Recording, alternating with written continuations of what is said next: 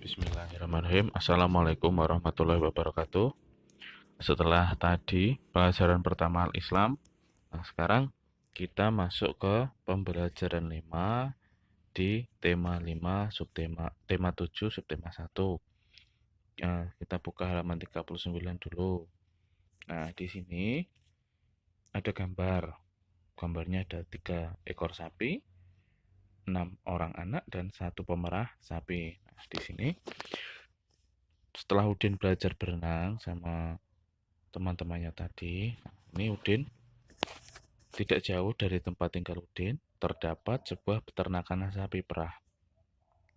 Pemiliknya mengizinkan Udin dan teman-teman untuk berkunjung. Tentu saja, Udin dan teman-teman merasa senang. Di peternakan, Udin melihat banyak sapi perah. Ada yang sedang diperah susunya, ada juga yang sedang memakan rumput.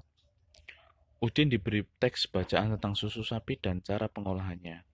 Udin dan teman-teman membacanya bersama-sama. Banyak sekali hasil dari pengolahan susu sapi. Halaman 40.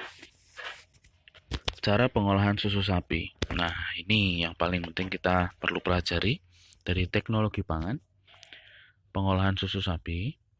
Susu itu merupakan hasil utama dari sapi perah. Susu sapi segar memiliki daya tahan sekitar 5 jam saja. Susu perlu diolah dengan baik supaya gizi dalam susu dapat dinikmati kapan saja. Pengolahan susu sapi dapat dilakukan dengan teknologi pangan. Teknologi pangan penting untuk menghasilkan jenis makanan baru. Teknologi pangan juga menjaga agar makanan tetap awet. Susu sapi dapat diolah menjadi berbagai jenis makanan baru. Contohnya adalah yogurt, keju, permen, mentega, hingga es krim. Hasil olahan susu sapi biasanya sangat disukai oleh anak-anak. Dalam proses pengolahan susu, yang paling penting setelah hasilnya adalah cara mengemasnya. Pengemasan produk dapat menentukan daya tahan makanan tersebut. Daya tahan susu yang dikemas dengan plastik biasa akan berbeda dari susu yang dikemas dengan kardus kedap udara. Jadi, susu yang dikemas dengan plastik biasa dengan susu yang dikemas dengan kardus kedap udara seperti Indomilk, susu bendera itu berbeda. Pasti akan lebih tahan lama yang dikemas dengan kemasan kedap udara karena mencegah udara untuk masuk. Nah, ini adalah tugasnya. Nanti dikerjakan sendiri-sendiri ya. Apakah manfaat dari teknologi pangan dalam pengolahan susu? Nah, itu apa saja? 1, 2, 3, 4. Itu nanti dikerjakan untuk tugasnya. Kemudian yang di bawah tidak usah dikerjakan. Yang di atas saja, manfaat teknologi pangan dalam pengolahan susu sapi. 1, 2, 3, 4. Ini dikerjakan sendiri-sendiri. Kemudian nanti tolong untuk orang tuanya dibantu untuk memfotokan dan mengirim, bisa lewat Japri, bisa lewat grup.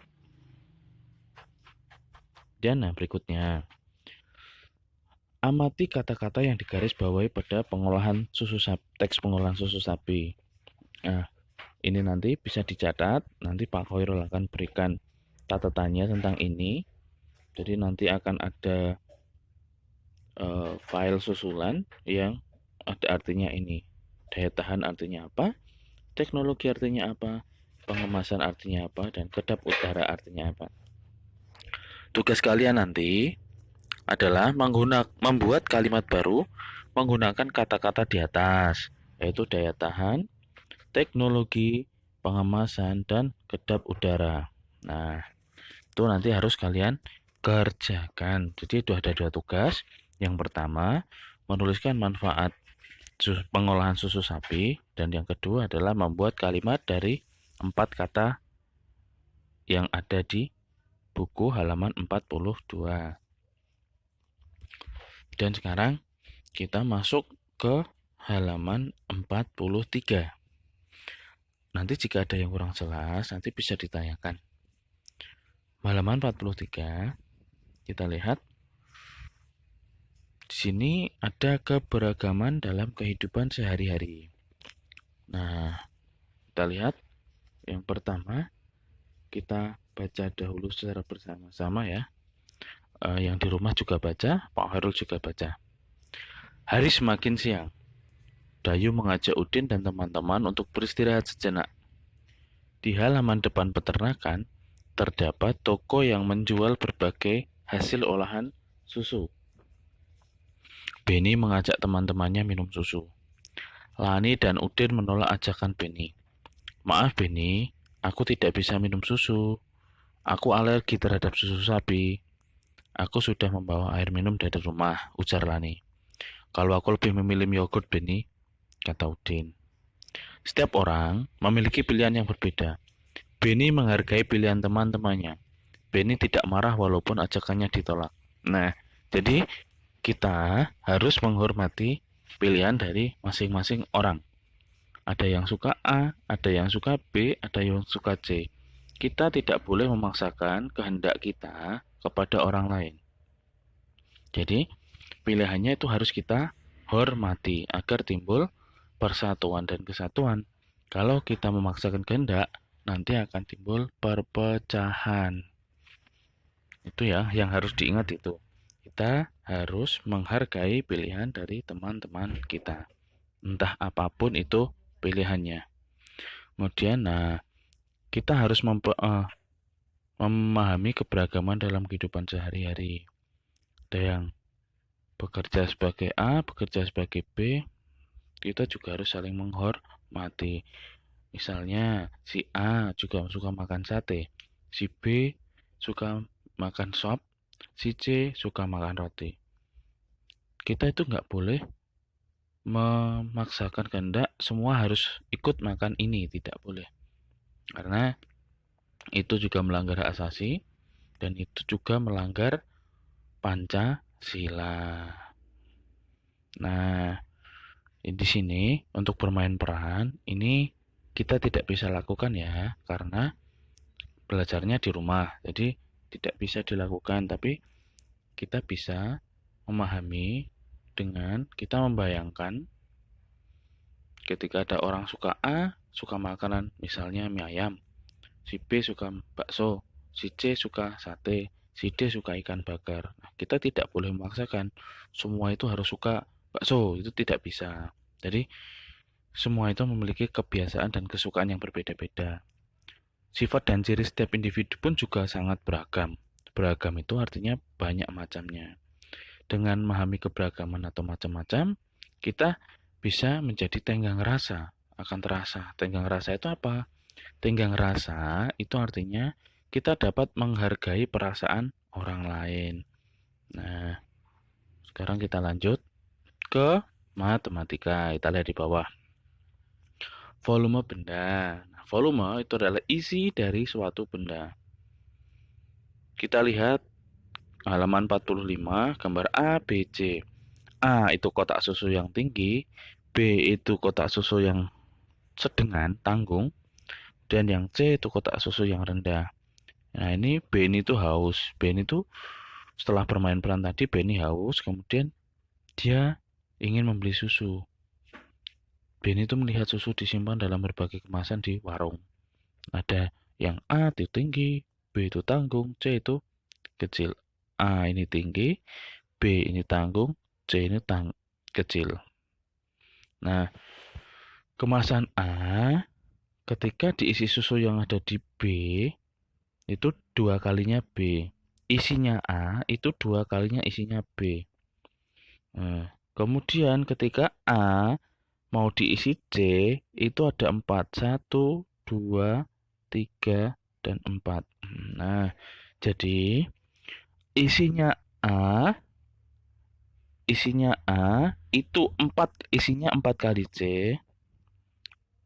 dan isinya A itu 2 kalinya dari B. Maka volume kemasan A, B, C itu berbeda. A itu paling banyak, B itu setengah dari A, C itu seperempat dari A. Kemasan susu merupakan satuan volume yang tidak baku. Jadi tidak semua bisa menggunakan kemasan susu untuk satuan volumenya. Mari kita lanjutkan.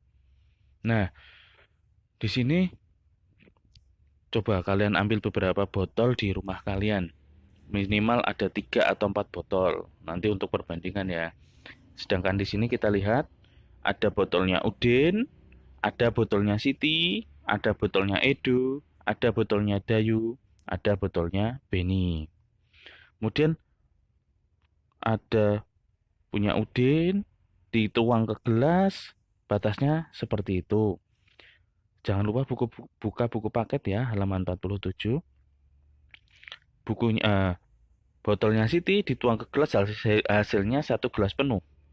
Punyanya Edo dituang ke gelas, hasilnya masih di bawah. Kemudian Dayu dituang ke gelas, hasilnya sama dengan punya Udin.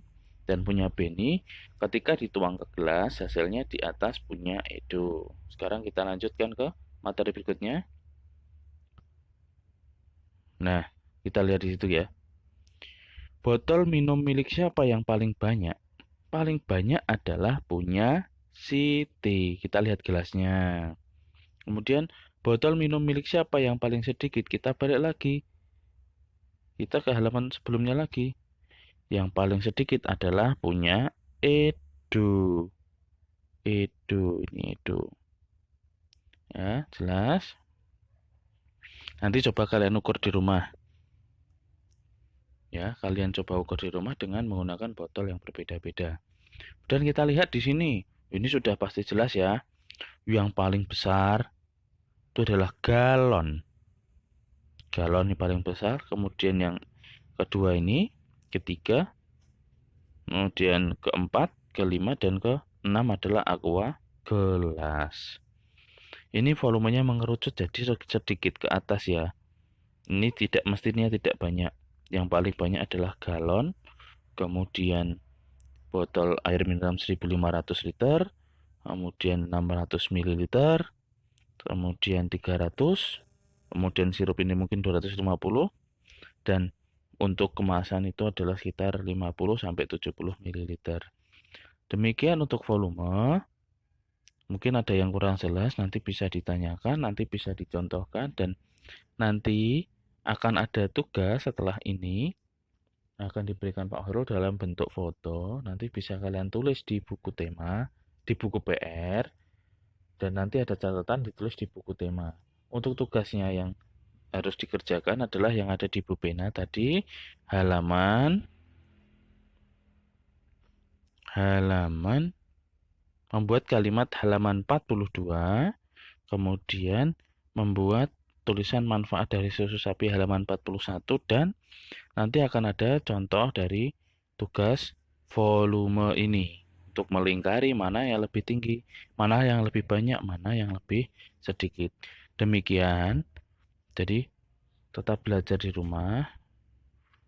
Jangan lupa untuk sholatnya, jangan lupa ngajinya.